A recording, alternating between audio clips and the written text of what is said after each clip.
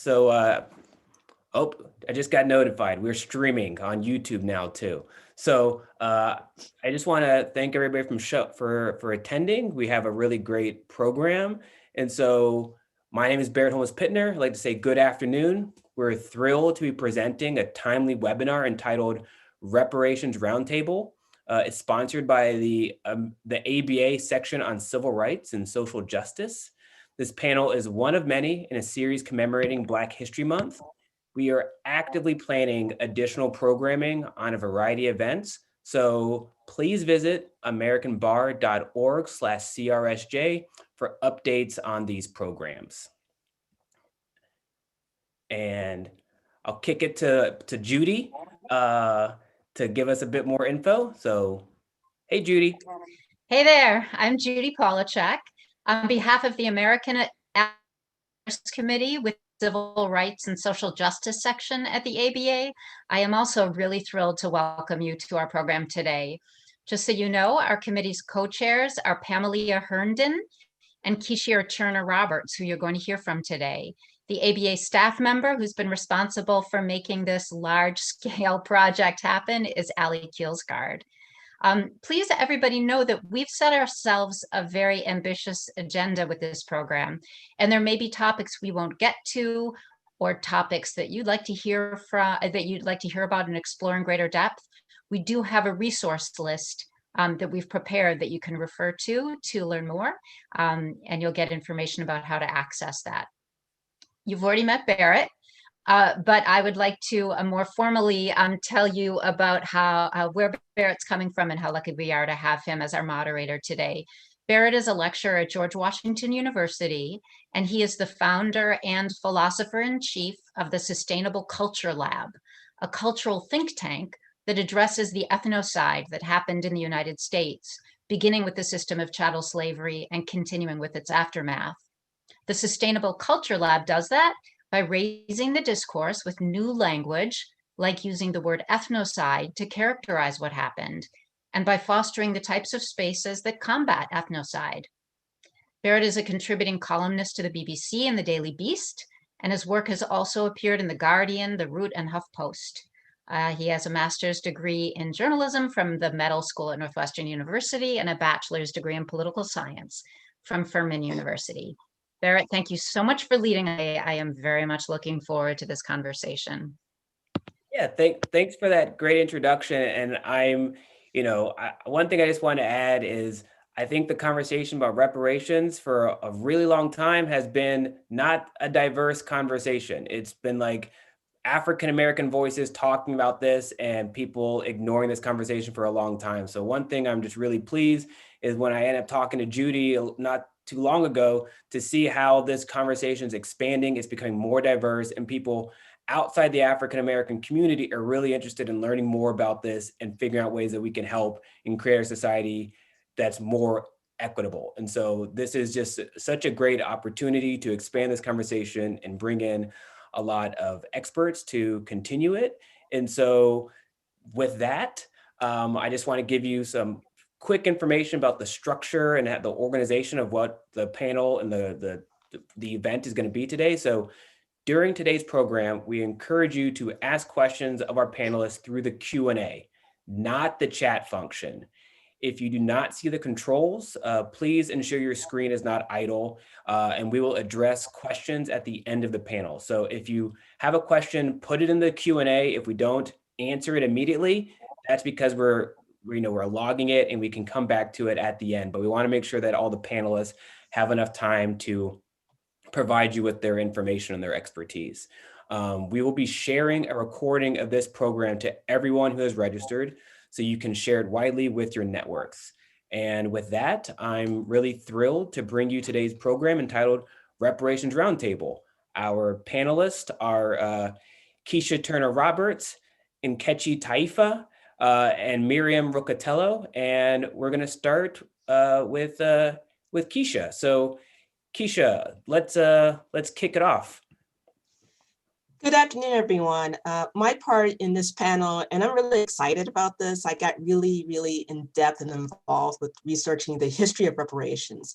This is something, in my estimation, that they don't teach enough in high school and grade school about, even in college when I took courses in American history. That's something that I kind of glossed over. So I'm really excited that I actually got a little bit more involved in this. I'm a sort of a little bit of an amateur historian myself. I'm not an expert, but I'm amateuring. So, but I'm going to talk to you a little bit today about the history of reparations. The debate on reparations reached back as far as colonial America, which is surprising to me. Abolitionist Quakers believe, for the most part, that freed slaves are entitled to payment from their former enslavers. The first recorded case for reparations for slavery in the United States occurred in Massachusetts in 1789. Blenda Sutton, she's also known as Blenda Loyal, was a Guyanan woman born in Africa and enslaved by the royal family in Massachusetts. Her enslaver abandoned her at the beginning of the Revolution. He fled to Quebec, to Canada. Ms. Sutton presented a petition to the Massachusetts General Court, petitioning her freedom, not her freedom, but her pension from the estate of her enslaver. In her petition, which is very interesting to read, is that she's asking for payment for 50 years of service to her master, former master. And she was actually granted that petition in 1789. She was awarded 15 pounds and 12 shillings by the court. So this is the first known suit that was successful in the suit in colonial America. Prior to the Civil War, many abolitionists, they began to think about, what could be done or should be done to compensate the individuals who they're going to be free. They're going to be free soon, so what should we do? How should we pay them back? How should we compensate them? As the Civil War was raging through, many people in positions of power, both federally and locally, they began to really grapple with this concept, grapple with this issue about really what to do with the newly, hopefully the freed slaves. General William Tecumseh Sherman came up with an idea, a proposal, if you will, called 40 acres and a mule, right? You guys heard of that, 40 acres and a mule. All high school students probably heard about that, but have no idea what that meant. Okay, so what that means is that the plan was for large tracts of confiscated land from the Confederates will go to the newly freed slaves. Roughly 400,000 acres from Charleston, South Carolina, all the way down to Florida will be distributed to the freely leased slaves. The new owners, their rights will be protected by the military until they can protect themselves and under act of Congress. Further, which was interesting in this instance, that they could govern, the newly freedmen can govern themselves, right?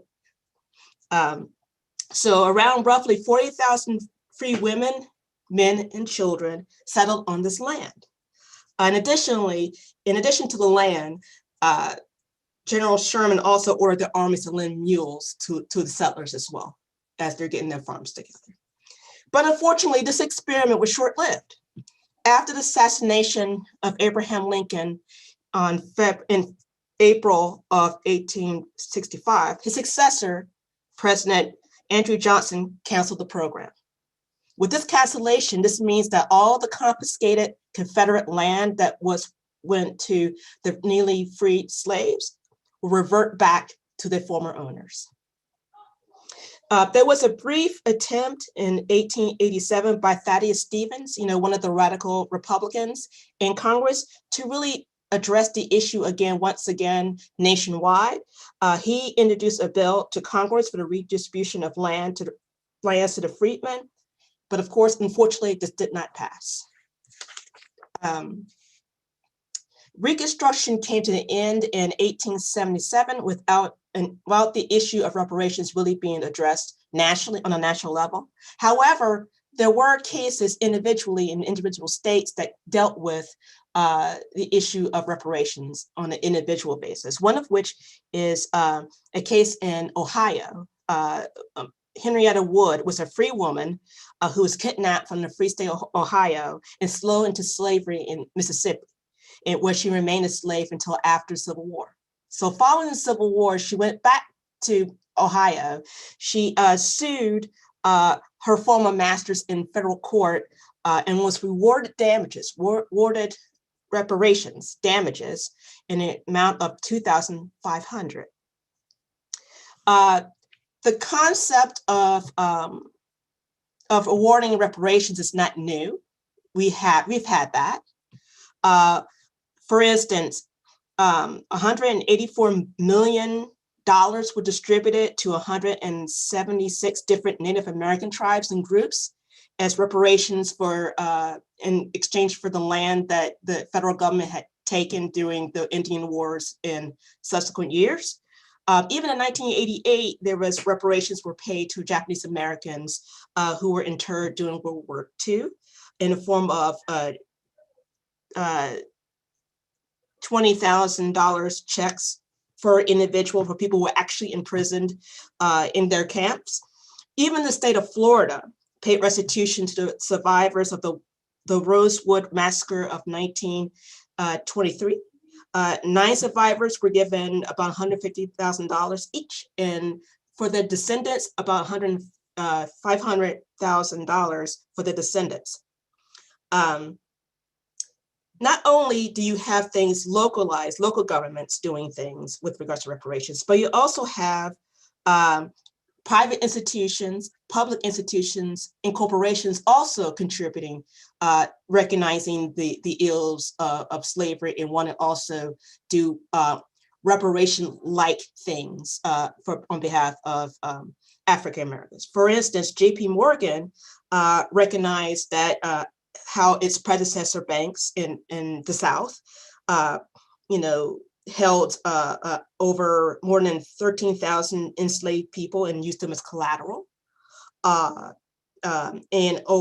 held over 1,200 enslaved people when borrowers defaulted. And so they actually started a scholarship program for African American students in Louisiana.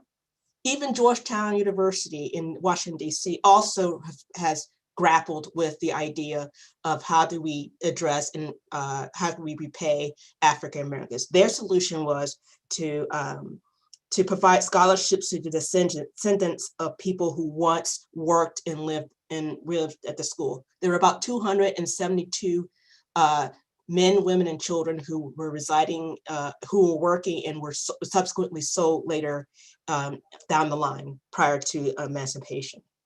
The federal government has not attempted to address reparations on a national level since the Lincoln administration. And so for those of you who don't know when Lincoln was elected, it was 1861, right? Civil War, right? And so it's a very long time since there's been a national push by the federal government to formulate and to implement any type of program, right? But in 1989, Congressman John Conyers, God rest him, introduced a bill calling for the establishment of a congressional commission to study the impact of slavery on African Americans. But unfortunately, this bill failed to even get a vote. And so every year since 1989, you've had a bill to come up before in the House of Representatives addressing the same issues, wanting to have a study, wanting to look at the impacts of slavery on African Americans. The most recent iteration of that was introduced by Representative Sheila Jackson Lee of 2009 in the 116th Congress. The proposed legislation was also introduced by Senator Cory Booker in April of 2019. And this bill establishes the Commission to Study and Develop Reparations Proposals for African Americans. The Commission is charged to examining slavery and discrimination in the colonies in the United States from 1619, which when slavery began in the in North America, because there was no United States at that time, to the present and recommend the appropriate remedies. Among the requirements, the Commission also has to examine the role of federal, state governments in supporting the institution of slavery, the form of discrimination in public and private sectors against free slaves and their descendants, and the lingering, this is an important part, the negative effects of slavery on living Americans and society. That's the important part. That's the new portion I think they added that was different from the previous bills. And so that is my brief, very, very, very brief review of the history of reparations that we are today. That was great, Keisha. And just, I want to kind of apologize because I wanted to get this conversation like started so quickly that I didn't give you a proper introduction and let people know like how talented you are and where you work. So let me do that really quickly. She is also an adjunct professor and supervising attorney for the Fair Housing Clinic at Howard University School of Law.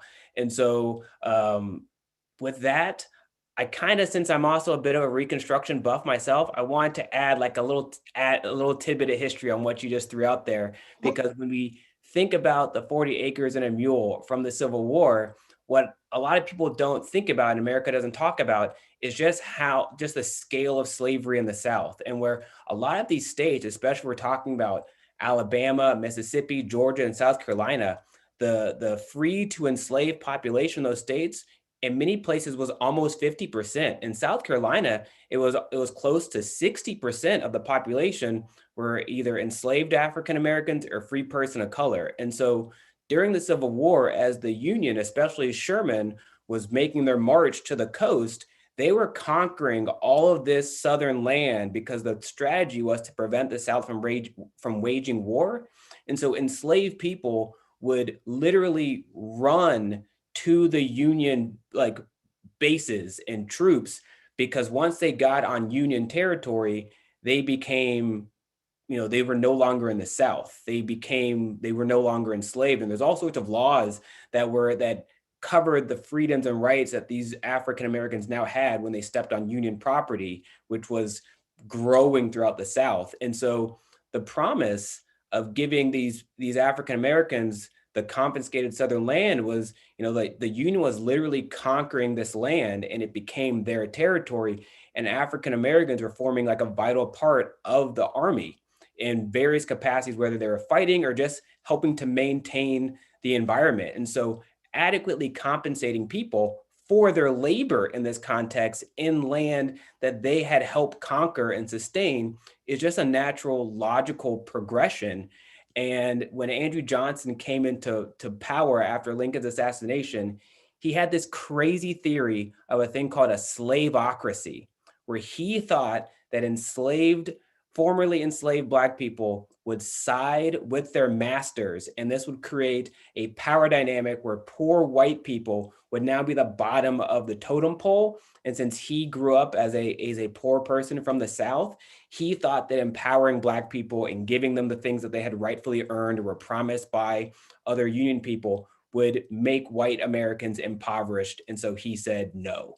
And there's a whole bunch, but like, just to get the scale of the amount of people that had this promise, the amount of people that were enslaved in these states, the contributions they made to get that land and sustain it, like we can't overlook that. We're talking literally wartime efforts of people working alongside white soldiers to conquer land, get promised the land that they got that was conquered, and then have that taken away from them. So that's, I think, a really key thing for us to recognize as we're having this conversation in the historical context. And so with that, to take it from an American perspective, we need to go to the international conversation, because this is a long conversation we've had in the US, but it has taken on a lot of global ramifications, and we need to have this discourse to empower our domestic conversation. And so with that, I'm going to introduce Miriam Rocatello. She is the Deputy Executive Director and Director of Programs at the International Center for Transitional Justice. So welcome, Miriam. You're muted. Yeah. I'm here. Thank you so much, Barrett. And let me say how glad I am to be involved in this conversation. Very honored to be among you. Yes, my goal here is just to give you a little bit of an international perspective. And let's start with the basics. Reparation is a right. Reparation is an internationally recognized right for victims of gross violation of human rights. And slavery, ill treatment, torture, any form that can be associated with the phenomenon of enslaving human beings is a gross violation of human rights. So this right derives from international instruments and represent US Kogan, and it was even further articulated in a discrete document that goes by the name of the 2005 Guiding Principles on Reparation for Victims of Human Rights, of gross human rights violations and humanitarian law, that was issued by the General Assembly. So even though the document itself is not bound, it systematizes obligations of states, of member states of the international community vis-a-vis the violations that have occurred in their jurisdictions. The guiding principles articulate a large variety of forms of reparations.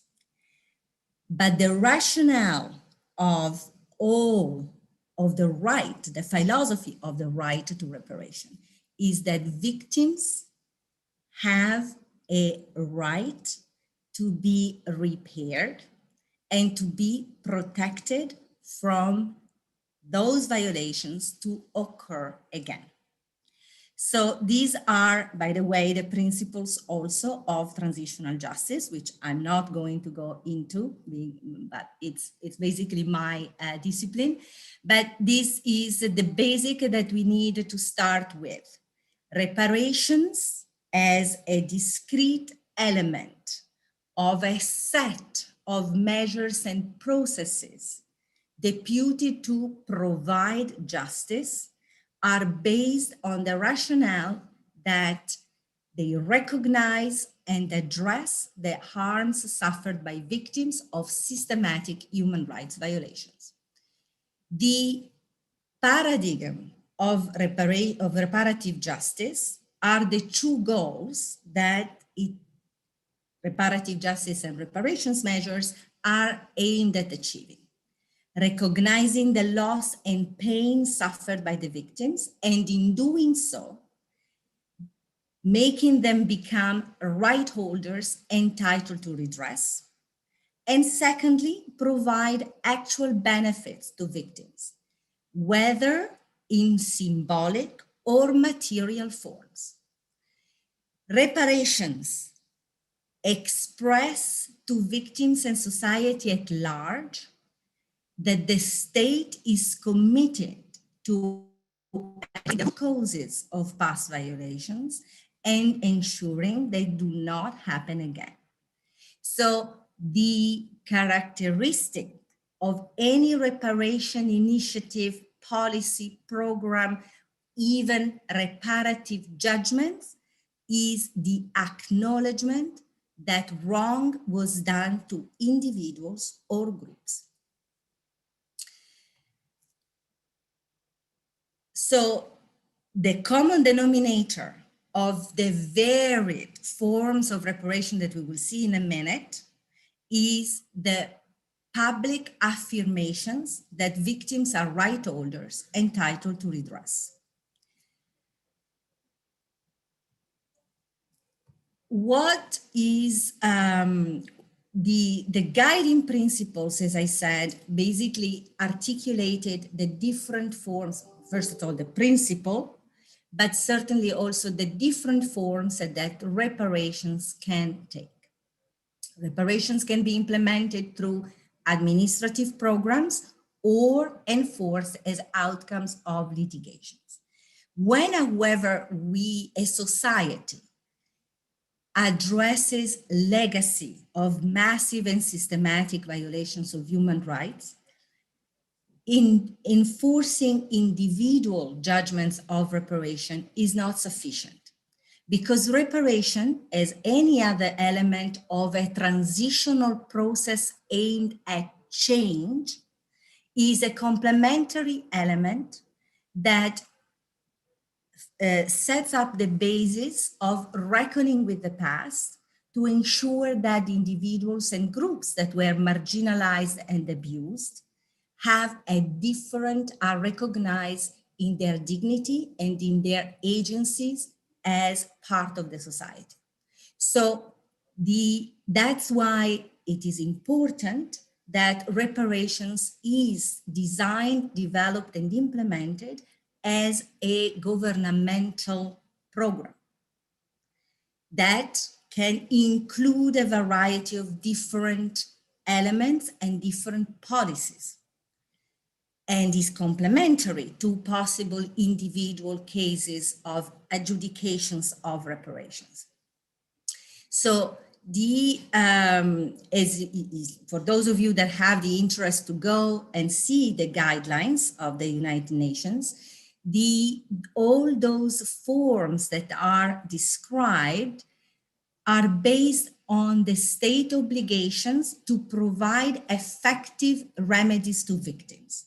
And effective remedies is not only an unimpeded, prompt access to legal remedies, but it is a complementary form of reparations that we'll see can take various forms. But the state's obligations include certainly the national programs and other assistance to victims, and the enforcement of domestic judgments individually obtained for reparations against individuals and entities liable for the harm suffered, and that therefore need to be effectively implemented. Now, the guidelines, as I said, are a compilation of different remedies and different forms of reparations. And certainly that they include compensation, because we can't deny that the entire discipline within the subdiscipline of reparation was developed basically on the law of tort.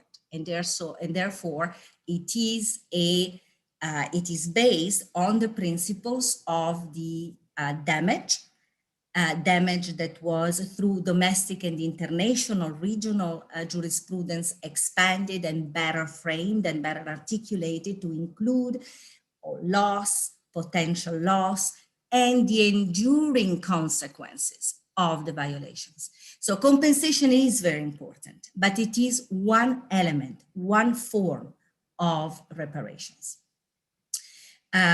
Equally important are restitution, restoring civil and political rights, erasing unfair criminal convictions, physical rehabilitation, granting access to resources that can be land, can be essential services, and, I stress here, education.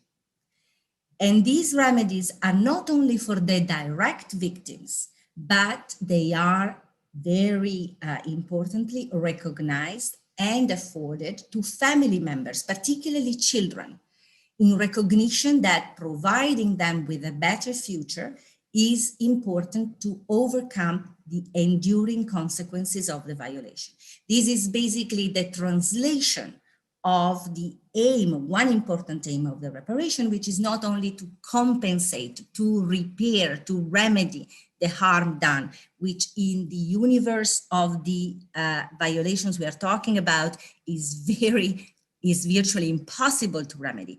The aim is also to address the whys that happened and to ensure that that doesn't happen again by regaining, offering the dignity that the victims have a right to, and enabling them to become active agents in the society with equal opportunities. So in the same vein, as I said, restoration, rehabilitation, but equally important, satisfaction. Satisfaction is a very important element, a very important form of reparation that aims at the cessation of continuing violations. It includes verifying the facts, the history, and disclosing publicly what happened and why, and how what happened perdured in the society throughout time. It includes official declaration of apologies by the state. It includes judicial and administrative sanctions against persons or entities liable for the reparations. It includes commemorating and providing tributes to the victims. So, equally important, although very often underestimated, the other form of reparations is what in transitional justice we call guarantees of non-repetition, which are basically reforms, policies and reforms that the state undertake to ensure, to equip the collective so that those violations don't occur again against those groups, the same groups that suffered before, or against any other group. So it means, for example, ensuring an effective civilian control over security forces, ensuring that civilian and military proceedings abide by international standards of due process, fairness, and independence, providing on a continued basis human rights and international humanitarian law education to all sectors of the society, certainly the security forces, promoting codes of conduct and ethical norms by public servants, law enforcement, and so on, promoting mechanisms for preventing and monitoring social conflicts and their resolutions, and reviewing and reforming laws that can be applied or can be construed to perduring marginalization. So the very important messages when we speak about reparations are, number one, as I said, reparations can be construed or confused or overlap with a variety of different programs aimed at addressing economic or other problems within the society. What distinguishes reparation is the acknowledgement. Those measures are provided because there was something very wrong was done before. And they need to be tailored to the needs and expectations of the victims.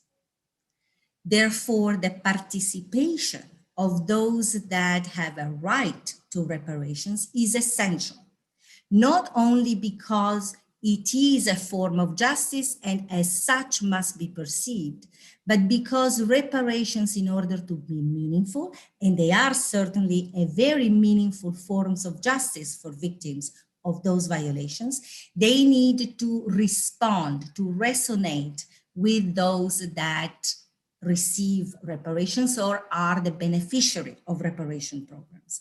And therefore, they have to be gender sensitive. They have to be based on a deep understanding of how the violations, what the consequences of violations, not only in the immediate suffering, but how those violations have continued to create a situation of disadvantage, marginalization, and abuse. So participation is of vital importance in order for reparations to be meaningful. to the extent that even in the most advanced forms of transitional justice, the judicial proceedings have a much higher involvement of victims when speaking, when designing, when deciding sanctions and reparation measures.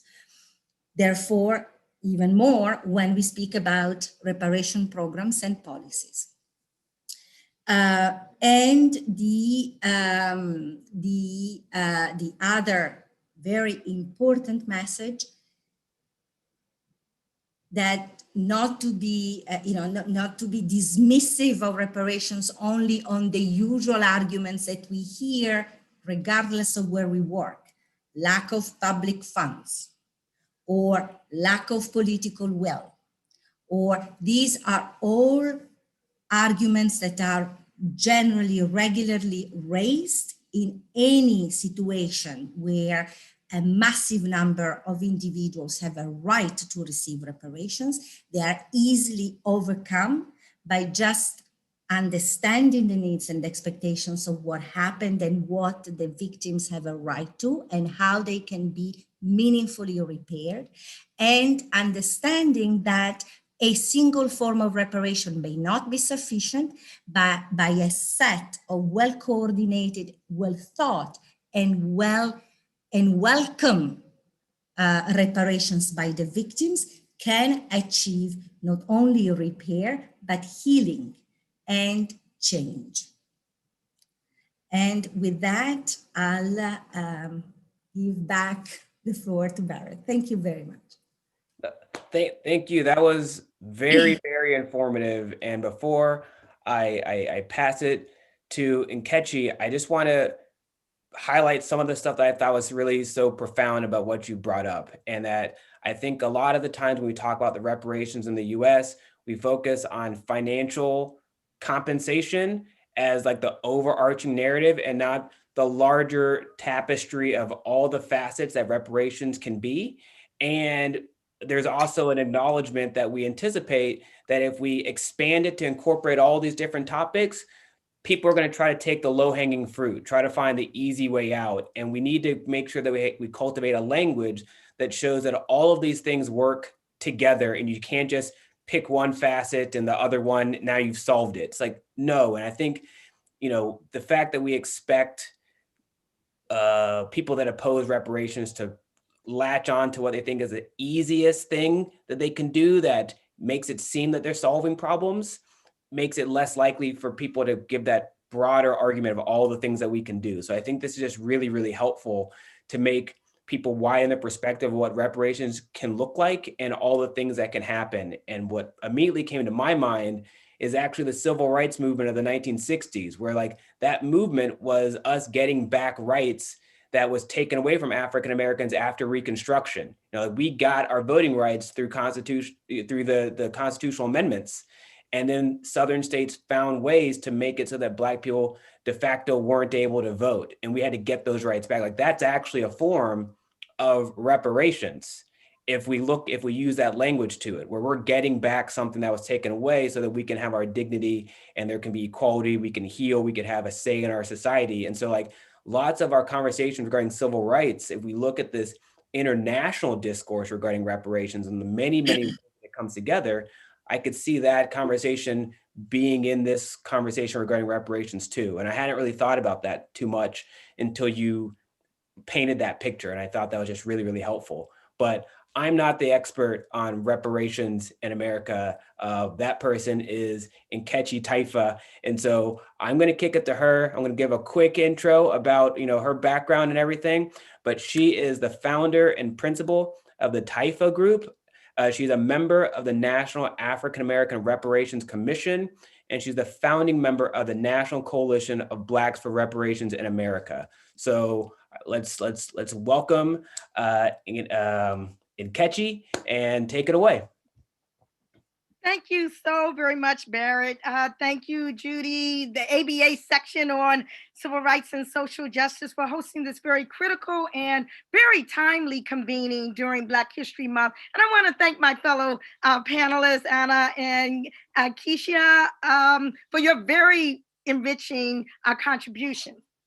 All right, now reparations.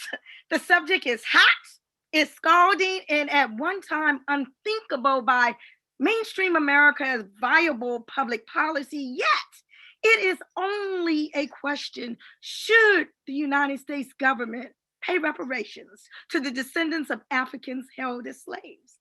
Just a question Congressman John Conyers would muse. He would say, we ask questions about everything. What's in the space? What's underneath the water? Interesting questions, he would say. But this one has been studiously avoided. The answer may be because few questions challenge society to consider 400 years of history all at once, to tunnel within our souls and discover what we truly believe about race, equity, and the value to be placed on human suffering. Why shouldn't the great-great-grandchildren of those who were stripped of humanity, language, religion, culture, repeatedly raped and tortured, bred, forced to labor for free, then after emancipation, stripped of land, subjected to inferior education, housing, healthcare, imperiled to mass incarceration, disenfranchised, why should they not be compensated? Ask one question and it invariably leads to another, yet another, and then a few more. Why? Why should white American taxpayers who never enslaved people pay for the sins of ancestors they never knew? What about those whites whose ancestors survived long after chattel enslavement period? Why should the federal government pay? What about state governments, corporations, religious, academic institutions, private estates? Hasn't the United States government already paid reparations through affirmative action? What type of price tag should be put on over 2 centuries of legalized inhumanity? Another question that fails to rise: I'm innocent. I should not be held for things that happened 100 years ago. That was my great-great-grandfather, great-great-grandmother. In fact, I'm a liberal, I'm a progressive. Well, we all stand on the shoulders of those who came before us. Although the present generation of whites may be innocent of what their forefathers and foremothers did, as a people, they stand in a privileged position because of the actions of their predecessors. Each generation passes its debts as well as its assets on to the next generation. The heritage with whites enjoying this country is what has been called white skin privilege, benefiting from a society, a state, an economic structure which is governed by white supremacy. And although we might debate methods of operationalizing this data for measurement, there is no question that whites in this country enjoy the fruits of over 400 years of unjust enrichment as a result of the stolen labor of African people. Questions, folks. So many questions, important questions, but if nothing else, one answer is crystal clear. Reparations is a well-established principle of both domestic and international law, as Anna and Keisha has so adequately stated, which the United States is quite familiar with. Indeed, a little known fact that I think Barrett brought up earlier in his introduction is that the United States did in fact pay reparations at the end of the enslavement era, but not to the formerly enslaved. Payment was made to the former slave owners to compensate them for the loss of their so-called property. Recently, 1988, Keisha mentioned, this was history I lived through.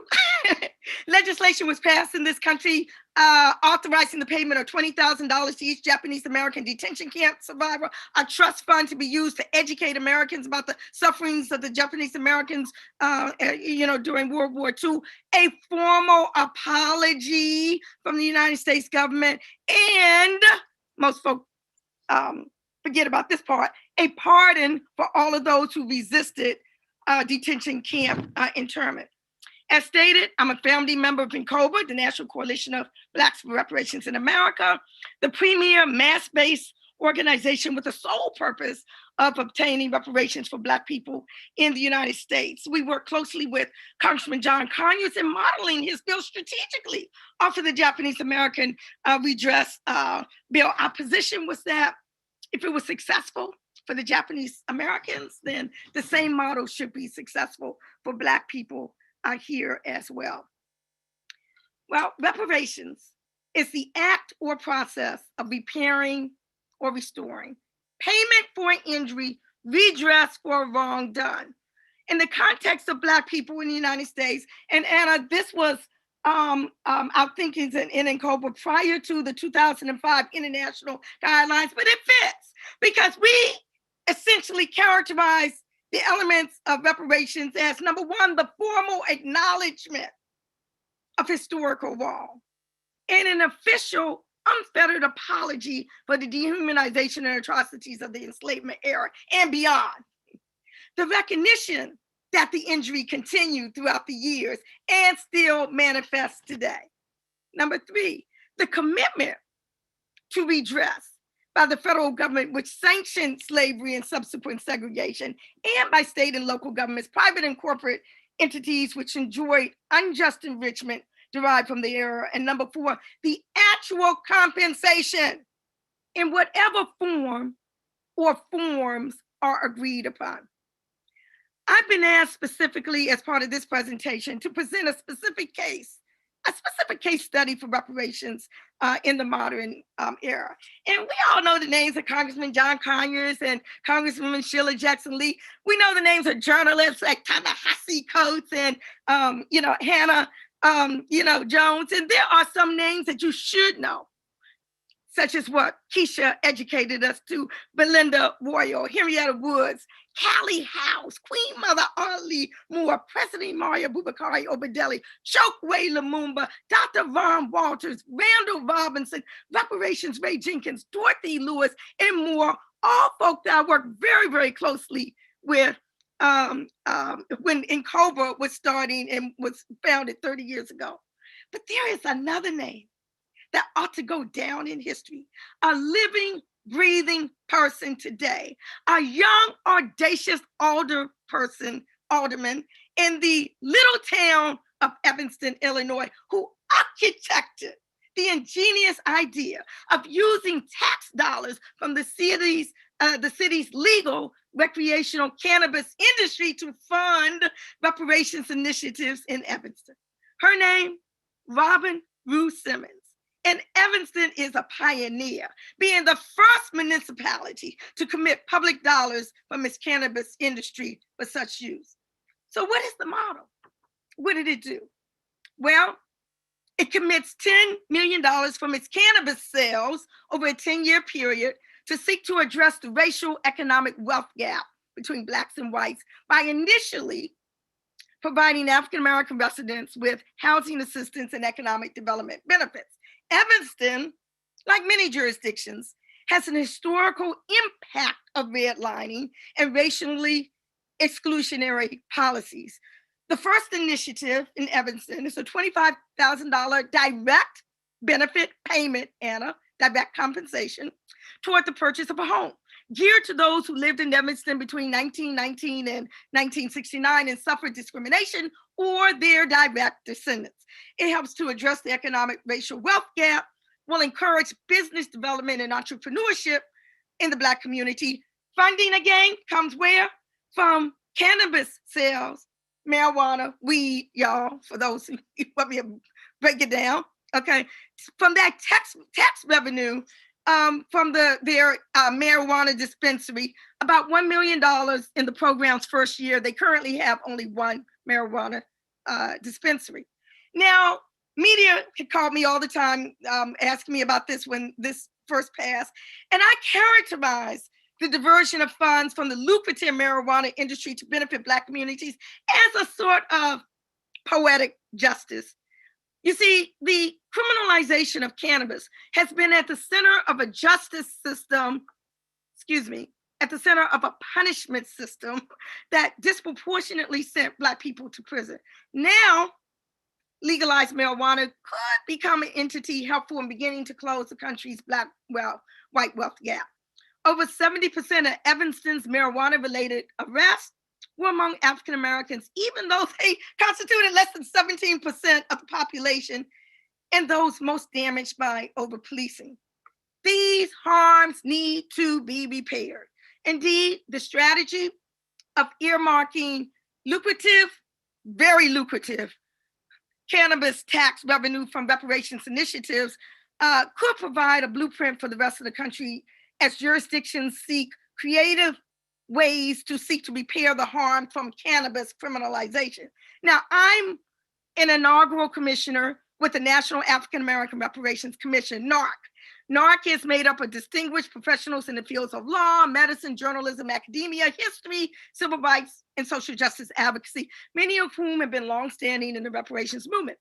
So the National African American Reparations Commission was established to be a body to help provide public education on a 10-point reparations program as a reference and framework for the national discourse on reparations to support HR 40, the congressional bill that would establish a commission to study reparations proposals for African Americans, would serve as an authoritative voice on the definition, principles, and criteria for reparatory justice projects and proposals and initiatives for cities, states, corporations, financial institutions, colleges, universities, families, etc. NARC also maintains the most comprehensive reparations online resource center there is to date. And I think the website is within the resources that the ABA is providing. So at the invitation of Alderman Robin Ruth Simmons and the Reparations Subcommittee of the Evanston, Illinois City Council, a team from the National African American Reparations Commission conducted a consultation to provide advice on ways to implement the reparations resolution that was recently adopted by the City Council, consistent with the criteria for reparatory justice initiatives and international guidelines for reparations. And we in NARC were also interested in evaluating whether the Evanston Reparations Initiative could be embraced as a model to be replicated in municipalities across the country. So our team of commissioners for the Evanston consultation included Cam Howard, the co-chairperson of INCOBRA, Dr. Ivor Carruthers, the general secretary of the Samuel DeWitt Proctor Conference, who hailed from Evanston herself, Judge Lionel Jean-Baptiste, Cook County Circuit Judge, who actually was one of the main movers and shakers behind an earlier Evanston reparations resolution in support of HR 40 shortly after the turn of the century. And Dr. Von Daniels, president of the Institute of Black World 21st Century and the convener of NARC, and myself as well. I was part of that team. So we met with Alderman Simmons. We met with the reparations subcommittee of the City Council. We toured Evanston's Black neighborhoods, and we were steeped in the historical impact of redlining and racially exclusionary policies facilitated by Dino Robinson, a local expert. We dialogued with members of the Equity Commission as well as African American stakeholders, and we helped to coordinate and participate in an informational and educational town hall meeting, which featured a major keynote address by actor Danny Glover, who is the UN ambassador for the International Decade for People of African Descent, as well as a kick-ass actor. But Evanston is just one example. There are reparations initiatives right now currently in Asheville, North Carolina, in Providence, Rhode Island, in Chicago, Illinois, in Burlington, Vermont, in St. Paul, Minnesota, in Amherst, Massachusetts, in Washington, D.C., popping up all over the country, and yes, in the state of California. A reparations bill recently passed the Virginia legislature that targets 5 schools with ties to slavery, including the University of Virginia, the College of William and Mary, all of whom owe their foundational success to the enslaved labor who helped build and run the institutions in their early days. In 2019, Virginia and Princeton theological seminaries made their mark. Virginia earmarked $1.7 million to pay reparations to descendants who were enslaved to work on their campus. And Princeton announced a $27 million commitment for initiatives to recognize how it benefited from enslavement, the largest monetary commitment by an educational institution to date. The U.S. Conference of Mayors has endorsed reparations. Ben and Jerry's ice cream, y'all, has endorsed reparations. The ACLU, Human Rights Watch, Color of Change, Movement for Black Lives. The list goes on and on. In 2015, the city of Chicago passed an ordinance granting cash payments, free college education, and a range of social services to 57 living survivors of police torture, explicitly defined as reparations, which total $5.5 million. The ordinance included an official apology from the mayor and a mandate to teach the public about the torture through a memorial and a public school curriculum. Far from being an artifact of history, slavery has a tangible presence right here now today in American economy. Enslaved labor built roads, ports, rail lines, which remain profit generating. Slavery is built into the American landscape, still generating wealth. Countless companies and industries benefited and were enriched from the profits made as a result of trafficking in human beings. There are companies that sold life insurance policies on the lives of enslaved persons. We heard about that. Aetna, New York Life, AIG. Financial giants were approved by the predecessor banks of financial giants like JP Morgan Chase, Bank of America. Others with documented ties to slavery included railroads like Norfolk Southern, CSX, Union Pacific, Canadian National, newspaper publishers that assisted in the capture of runaway persons included Knight Rider, Tribune, E.W. Scripps, Gannett. The financial backers of many of the country's top universities was wealthy slave owners. And it has been disclosed, as was stated, that the reason Georgetown University stands today, the reason it stands today is because the Jesuits who ran the college used the profits from the sale of Black people to save it from foreclosure.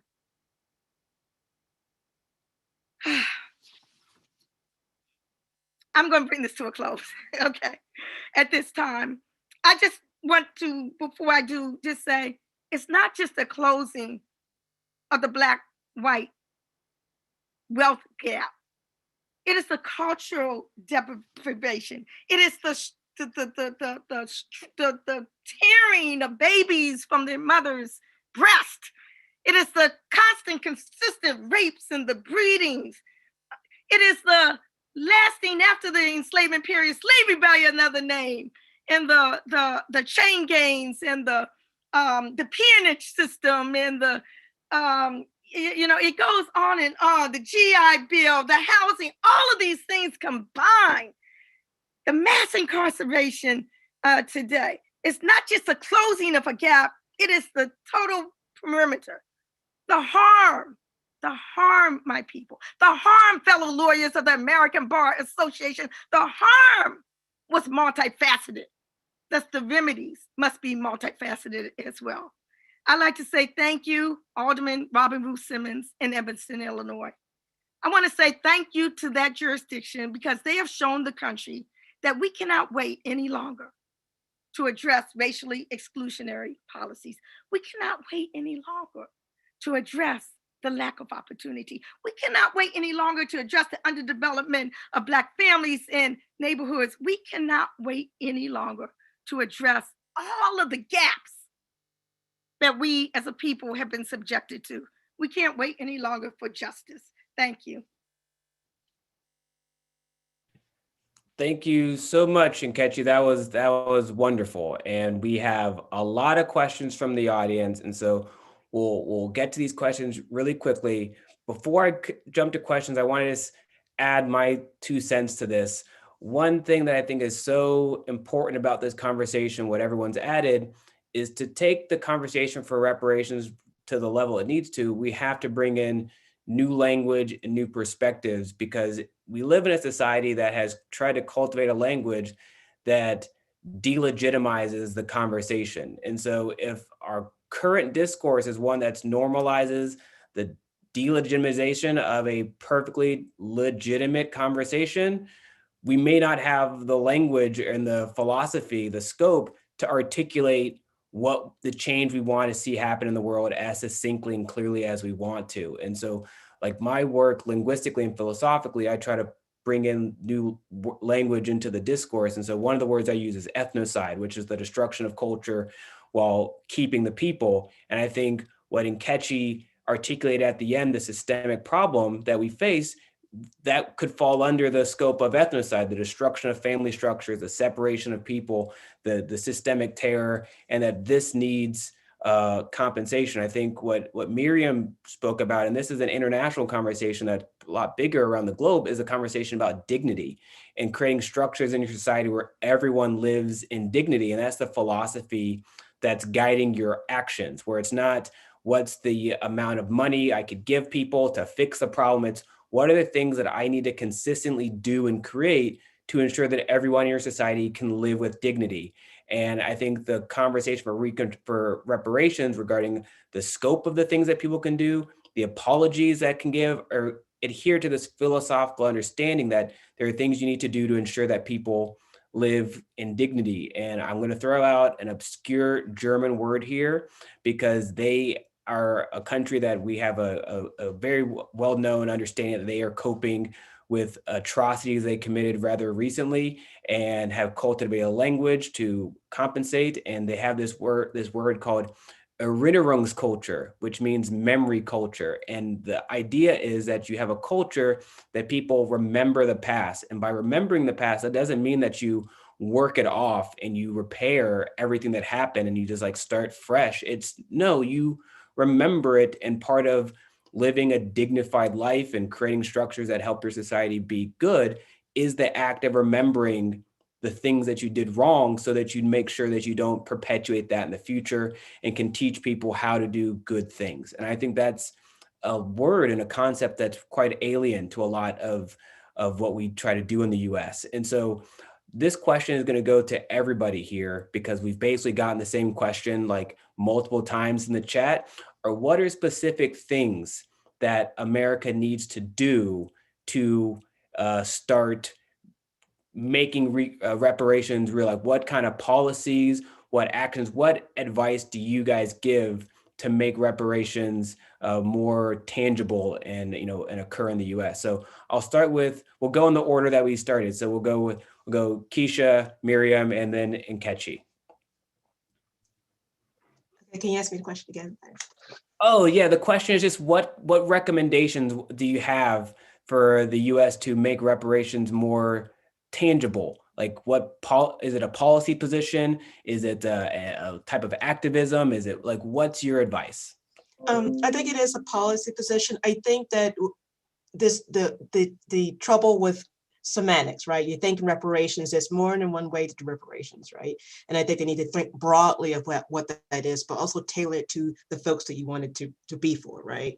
And so they could be a variety of different policies that you can combine. But for instance, the public benefits that exist right now, that's not what we're talking about, right? We're talking about other things that get to the root of that. So if you have policies in place that would shore up those programs, I think the better. Also, I think there's a lack of communication or the vocabulary aspect of how things are being defined and how people think one term versus the other. I think if we can all come up with a common vocabulary or common way of thinking about these things, I think that like commissions and these policies may have a chance to go forward, because I think everyone will be on the same page as to what the goals are and how we're going to define things and how to move forward. So that's what I'm thinking offhand. Perfect. Thank you very much. Okay, Miriam. Yes, well, I can only say, well, first of all, it's very difficult for an expert of transitional justice to be, and it's wrong actually, to be prescriptive. You know, as we saw from the panelists here, the experts are there and they have been engaged in this fight, this cause for a long time. So it's not for me to say what is best, but I can speak out of experience. And my experience is that you need many things working together, because in order, there is no better repairing than a change in understanding that we are all part of a system that has enabled and has continued abuse and marginalization. So certainly anything you do whether very important the private initiatives, very important the local initiatives, extremely important that there is at the very least a coordination of various initiatives at the central level, that a very clear message is sent from the center that this is needed. Very important is that beside the individual remedies, there is an understanding that it has to continue intergenerational dialogue, explaining educational material. This has to become part of what your nation is in order to change. That is what I would say.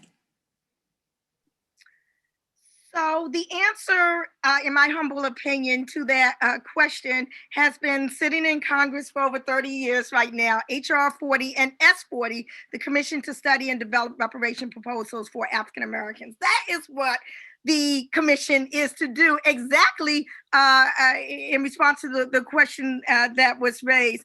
Again, as stated, it is really crystal clear that a reparations settlement can be fashioned in as any ways as is necessary to equitably address the countless manifestations of injury that has been sustained from chattel slavery and its continuing vestiges. Some forms of redress that I hope the commission will look at as it studies and develops these programs include land, economic development, scholarships. Other models could embrace community development, repatriation of resources, truthful textbooks. Still other areas of reparatory justice may encompass the erection of monuments and museums, pardons for impacted prisoners from the COINTELPRO era. Remember, the Japanese American reparations bill gave a pardon for all those resistant. There's still people languishing in prison today after 40, 50 years who were part of the Black Panther Party and other groups that were fighting against injustice. They should get a pardon. Repairing the harms from the war on drugs. All of these are things and more. It's not even limited to that. But again, that's what the commission, the study commission and the commission that will help to develop proposals, that's what it is to be mandated to do. And if for whatever reason there's a delay in it going through Congress right now, there are over 172 co-sponsors, I think more than there have ever been. There's a Senate companion bill, more than it has ever been. But in the event there's delay, there is always the province of an executive order being signed by the president that specifically authorizes the beginning of the work of the commission. So I say that that's the answer to the question. That is an answer from my perspective to the question. Perfect. That was, I think we touched a lot on that.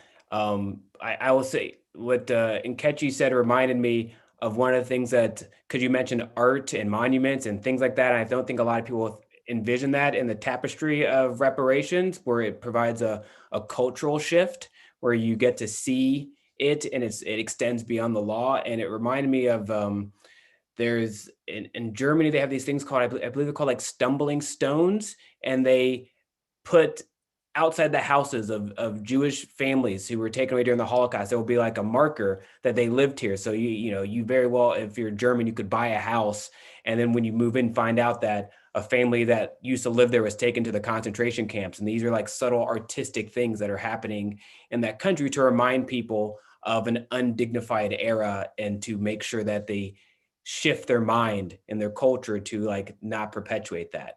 And so another question that someone asked, and anybody can chime in on this, is what are your thoughts on establishing like a Truth and Reconciliation Commission similar to to South Africa? Do you think that'd be a good idea or a bad idea for the US to adopt something similar? And any one of you guys can jump in on that one.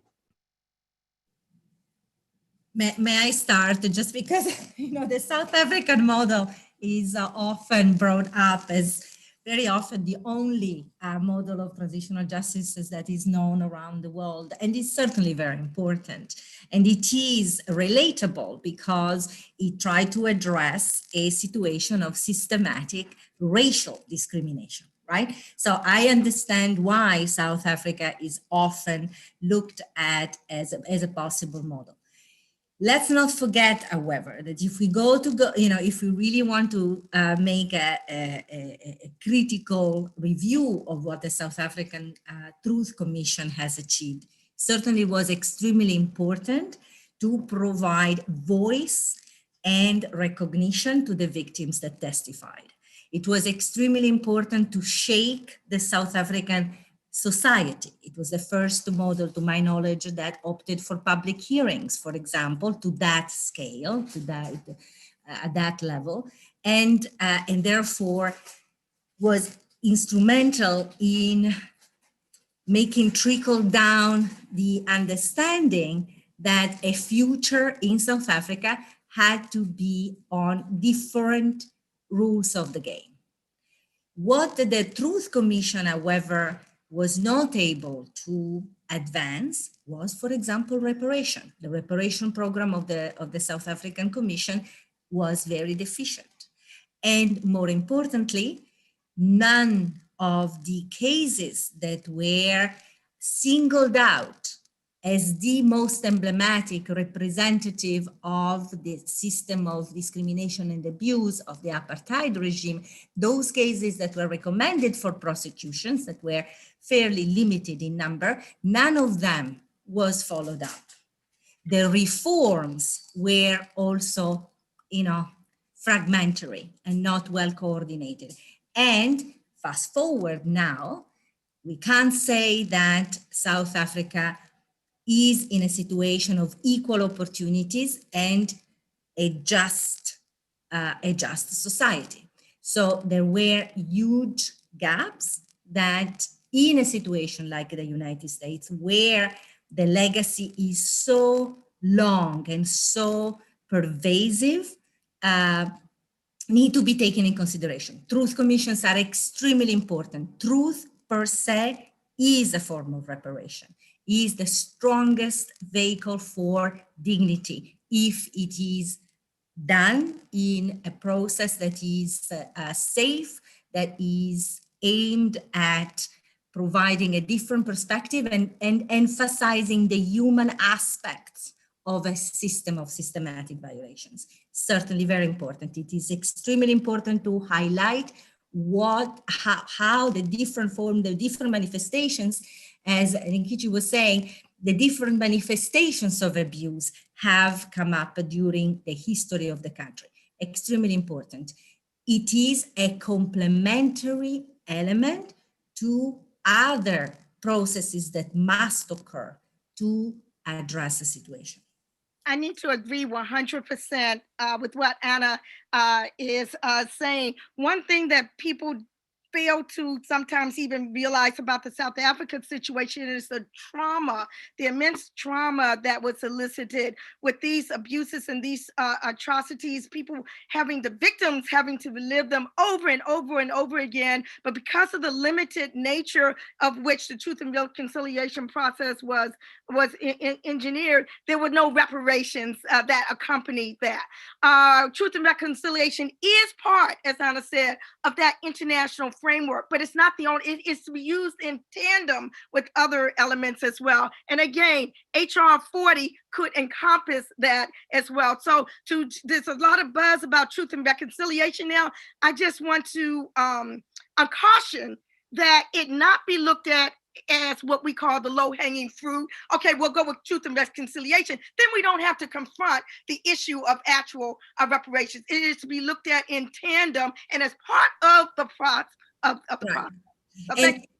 Sorry to abuse. Just one last thing. I mean, in our field, as much as we are engaged in processes for change, for transition, and therefore the dialogue, the recomposition of the society after these incredibly dramatic events must be taken in consideration, must be paid a lot of attention.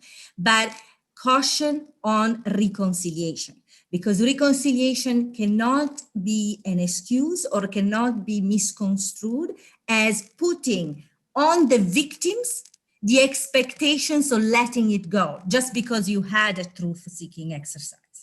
So this is extremely important. Reconciliation is the ultimate gain when all these processes in tandem achieve a situation whereby dignity is provided to all. And then we can reconcile. But reconciliation is an individual process that comes out of individual consciousness and cannot be imposed or expected.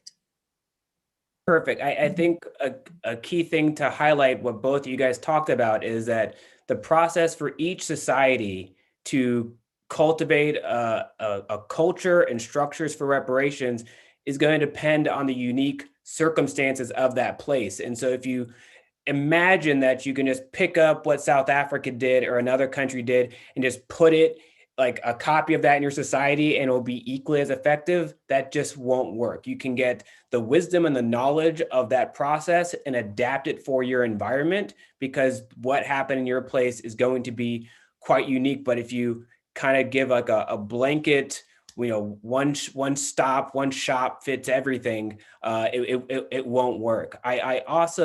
I wanted to chime in and make one comment. A little while ago, I referred to Germany as engaging in an undignified way, and I want to clarify that that was not intended to minimize an atrocity.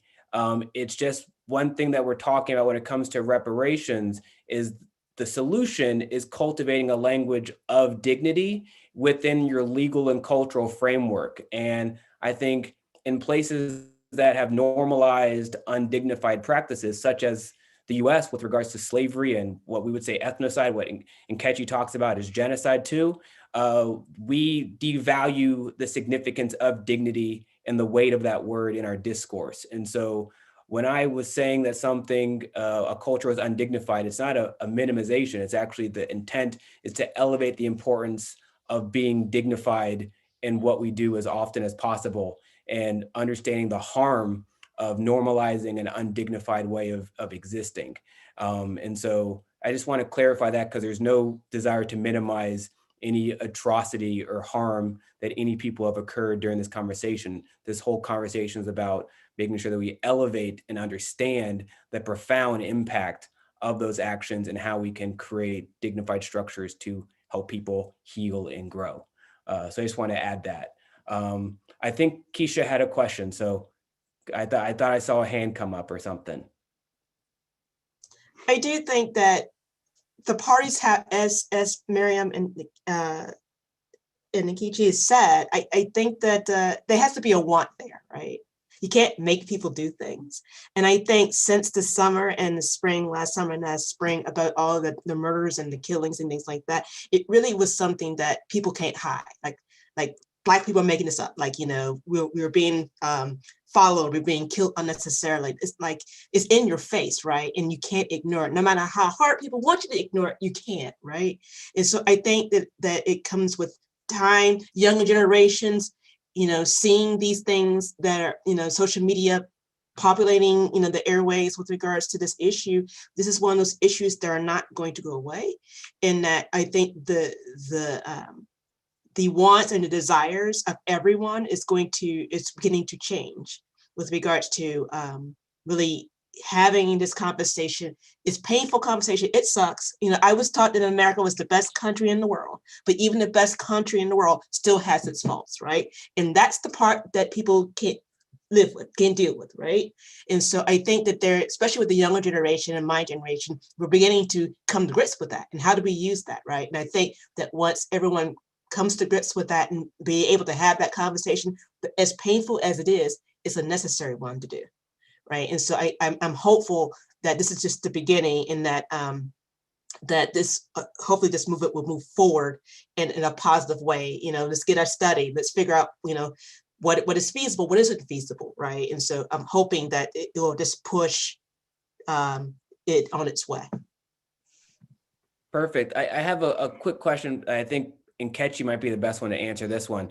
But in the places that have tried to implement reparations policies, have there been like consistent legal challenges to prevent them from being implemented? And what do those challenges look like? What are the arguments that are being made that's happening or has happened?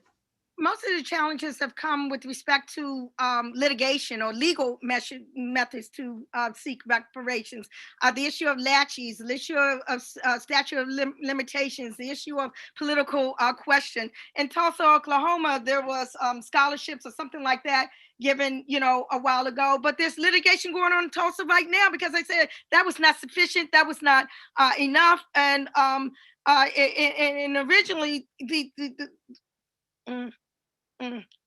efforts that came about with Charles Ogletree and Johnny Cochran and the like was thrown out of court. On basically statute of limitations grounds, even though there were living people, 99, 100, years old, who were there as plaintiffs. So those are some of the problems that come up with respect to that. With respect to legislative initiatives, there has not been many, okay?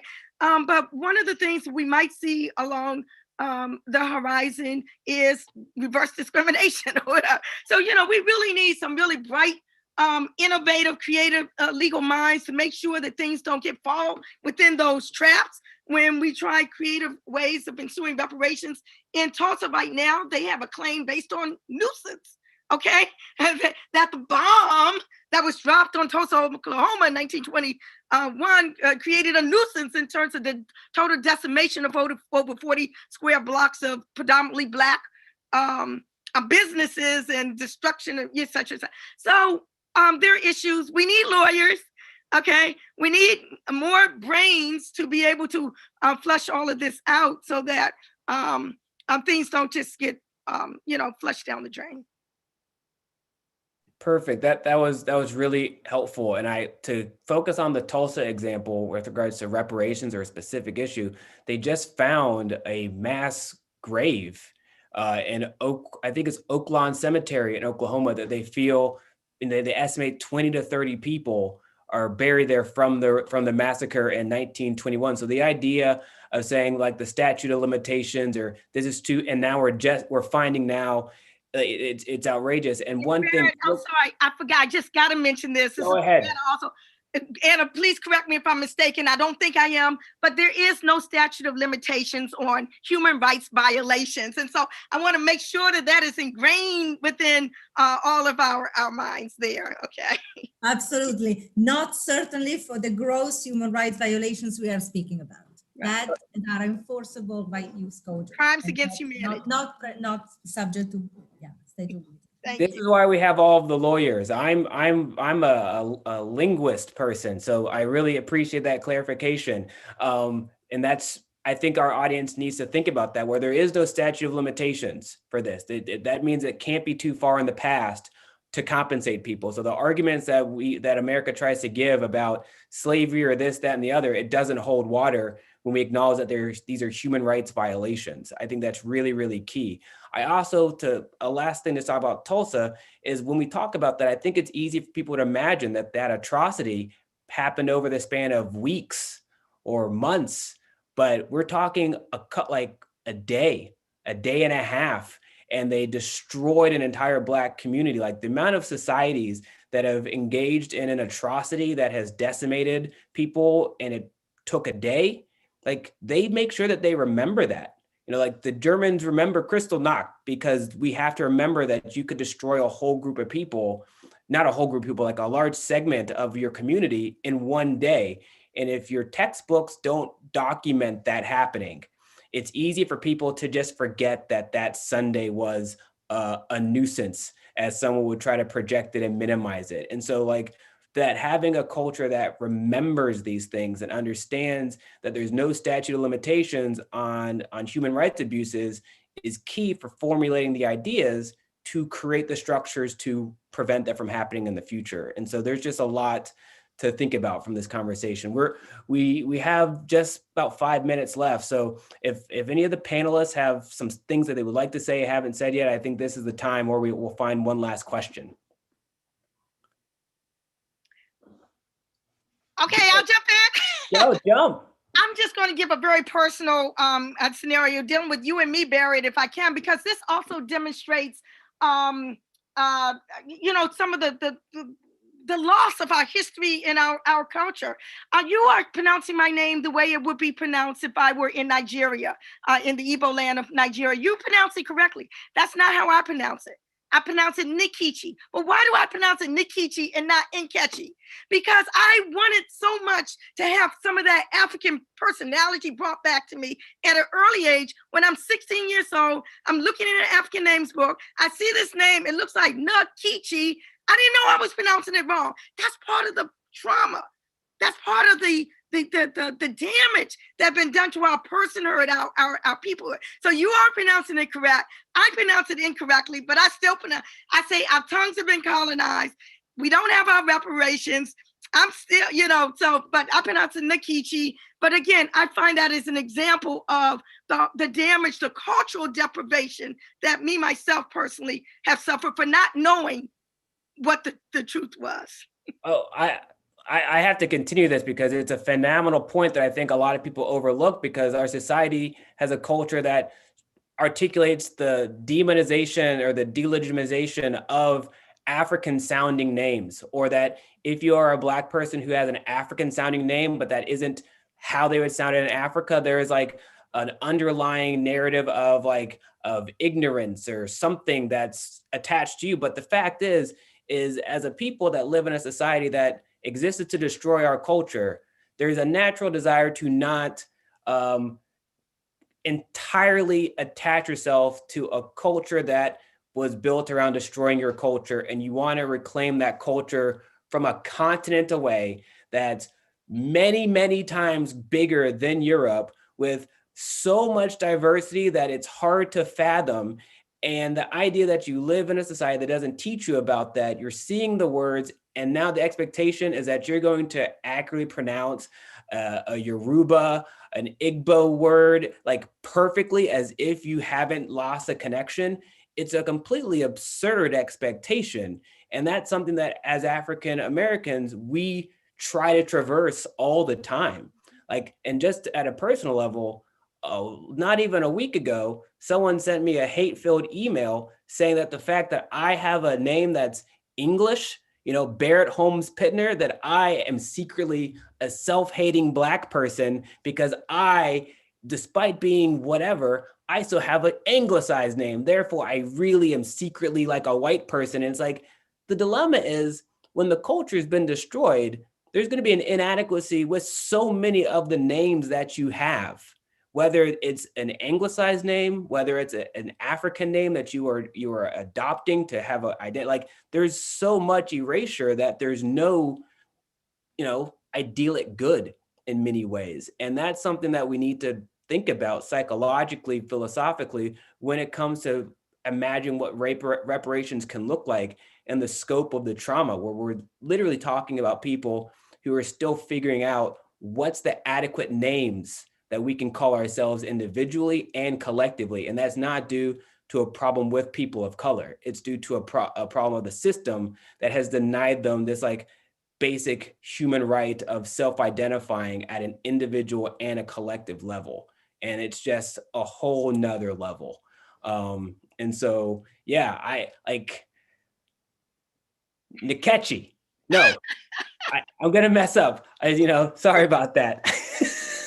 It's all right. It's okay. Because at the same time, as a person of color, I put effort forth to learn about Africa and try to pronounce those names, because we have an influx of Nigerian immigrants and all sorts of people, and there's the same name all the time, and you got to practice it. And so there's a complexity to it. But you have to embrace the complexity and the effort that people of color are exerting to have an identity that's not grounded in like them being oppressed. So anyways, we got 2 minutes left. I think we're about there. Any last statements? I will just say I've had a wonderful time on this panel. I hope the panelists have had a good time. And if there's any plugs, you can always visit stuff about me. My organization is called the Sustainable Culture Lab. The website is scl.community, and I have a newsletter every week where I give people a new word that hopefully can like empower their day and their week and give them a new perspective on stuff. It's just called The Word. You can find it on my website. So anybody else? Plug away. Okay. I guess with that, we can call it a day. Judy, last comments? First of all, I will do a vicarious plug. Nikichi has a book as well that is available on Amazon in paperback, or it's available elsewhere, I'm sure, in paperback. So that's one more place. And obviously there are many, many resources to answer all of the many meaningful, fabulous questions that people have posted and that I have often shared. That resource list includes so many things, including Professor William Darity and Kirsten Mullen's book that just came out in 2020 with exhaustive information that I personally, for example, find incredibly is guiding me going forward. So thank you to our panelists and to Barrett for the most dexterous, gracious, fabulous job of moderating I've seen in a long time. I'm grateful to you all. Thank you. All right, and with that, I think we're bringing this panel to a close. Have a good rest of your day, everyone, and this was wonderful.